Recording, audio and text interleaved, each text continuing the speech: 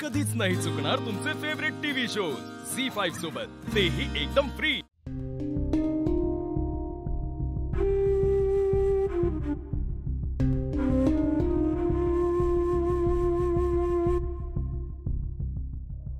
ठीक आहे। काय? मुंबईला जाणारच ना? जमला तर निशीलाही भेटून ये। निशीकडे? हो, मुंबईला जाणार आणि निशीला भेटला नाही तर निशी आणि नीरजला वाईट वाटेल। आपल्या घरून कोणी आल्यावर मुलींना छान वाटतं। हो, हे सगळं ठीक आहे। मी जाईन निशीकडे। मी अजून स्वतःला ह्या गोष्टीसाठी तयार करू शकत नाहीये की मी चारू सोबत कसं जायचं, हो ना? दामामाने मला जायला सांगितलंय आणि त्याच्या शब्दाला मी नाही म्हणू शकत नाही। पण त्यांनी जे सांगितलं त्यामागे काहीतरी रिझन असेल ना? हो असेल ना, पण त्या मुलीने एवढं काय काय केलं की तिच्यासोबत एवढा लांबचा प्रवास करणं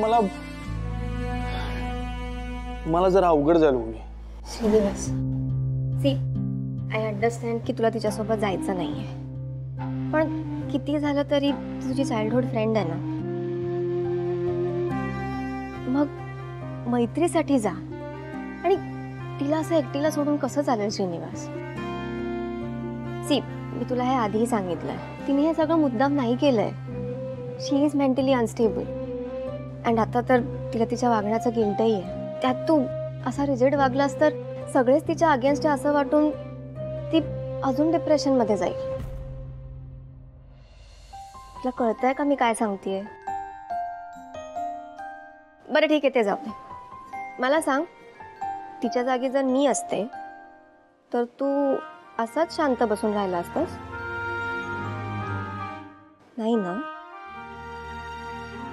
मग तुझी चाइल्डहुड फ्रेंड एकटी आहे असं समजून तिच्यासोबत जाणार श्रीनिवास। सी, आता तिला आधाराची गरज आहे आणि ह्या मोमेंटला तुझ्याशिवाय तिच्या जवळचं कुणीच नाहीये। आता दादा आणि मावशीला बघ ना, त्यांच्याशी कोणी कितीही वाईट वागलं तरी ते समोरच्याचा आधी विचार करतात, हो ना? समोरच्याला आधी चान्स देतात। ते कधी कोणाशी वाईट वागतात का?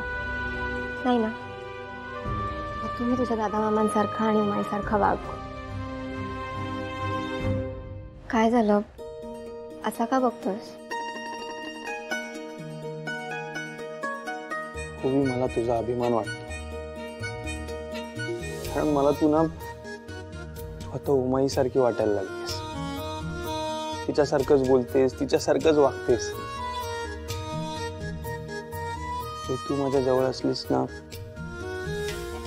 उमाई जवळ असल्यासारखं वाटतं। रिअली? हो। बस हा, बस झालं माझं गो। आधी जा, पॅकिंग कर। गो, मी तुमच्यासाठी तिकीट चेक करते।